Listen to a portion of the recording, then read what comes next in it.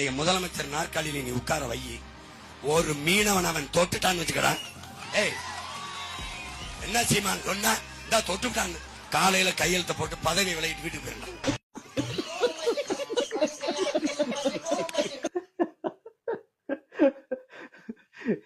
ஐயோ என்னங்க, நான் கூட நீ ஏதோ சொல்ல வருவேன்னு நினைச்சேன். அதுக்கான உனக்கு முதலமைச்சர் ஓட்டு போட்டாங்க உட்கார வைக்க போறோம், நீ ரிசைன் பண்ணிட்டு போறதுக்கு. ஐயோ எதையோ ஒண்ணு பேசி காமெடி பண்ணிட்டு இருக்காதனே.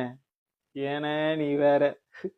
தம்பி, இது சிரிக்கிற வேலை கிடையாது. நீ போய் ரெக்கார்டு எடுத்து பாரு. இது வரைக்கும் 1000க்கும் மேற்பட்ட தமிழக மீனவர்கள் சுட்டுக் கொல்லப்பட்டிருக்காங்க. ஆயிரக்கணக்கான படகுகளை பிடிச்சு வச்சுக்கிட்டு சேதப்படுத்தி இன்னும் வரைக்கும் கைக்கு வரல.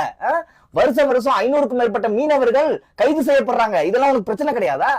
ஒரு மாநிலத்தோட முதலமைச்சரோட முதல் வேலை என்ன? அந்த மாநிலத்தோட மக்களை பாதுகாக்கிறது. இதை விட ஒரு முதலமைச்சருக்கு சிறைக்கிற வேலையா?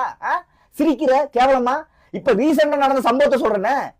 ஆலங்குளத்துல ஒரு பனையடிய ஒரு எஸ்ஐ சொல்றாரு வன்மத்தோட இதுக்கப்புறம் நீ பனையில காலை எடுத்து வைக்க கூடாதுன்னு சொல்லிட்டு 2 கால்லையும் 3 புல்லட் இறக்குறாரு. யாரு போய் களத்துல நின்றது? நாம் தமிழர் கட்சியுடைய ஆலங்குளம் வேட்பாளர் போய் களத்துல நின்று போராட்டத்தை கையில எடுக்கிறாரு. அதுக்கப்புறம் அந்த எஸ்ஐ மேல வழக்கு பதிவு பண்றாங்க. வேற எந்த கட்சிக்காரனாச்சும் அங்க வந்து நின்றானா?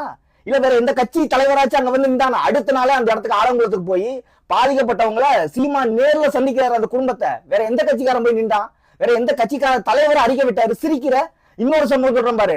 2 நாளைக்கு முன்னாடி நைட்டு கன்னியாகுமரியில இருந்து கனிம வளங்களை திருடிட்டு போன ஒரு லாரி ஏத்தி தக்கலை பகுதியில ஒரு காலேஜ் படிக்கிற பொண்ணு மண்டையோட வெடிச்சு மூளை வெளியே வந்து செத்து போகுது. இது வரைக்கும் 400க்கும் மேற்பட்டவங்க அதே மாதிரி கனிம வள லாரி ஏத்தி செத்து போயிருக்காங்க. யாரு போய் களத்தில் நின்றது? அதே போய் நாம் தமிழர் கட்சியுடைய பத்மநாப தொகுதியுடைய வேட்பாளர் போய் களத்தில் நின்று போராட்டம் நடத்துறாங்க. அடுத்த நாள் 2 குவாரியே மூடிருக்காங்க. இதெல்லாம் உங்களுக்கு தெரியுமா? யாரு தொடர்ந்து சிறைப்பட்டுக்கிட்டு இருக்கிறது? எல்லா கட்சிக்காரனும் தேர்தல் தான் முக்கியம் சொல்லிட்டு ஓடிக்கிட்டு இருக்கால. எங்களுக்கு தேர்தலை விட மக்கள் பிரச்சனை தான் முக்கியம் சொல்லிட்டு ஒருத்த வந்து போராடுறால, அவனை பார்த்தா ஈன்னு உனக்கு சிரிக்க தோணும்.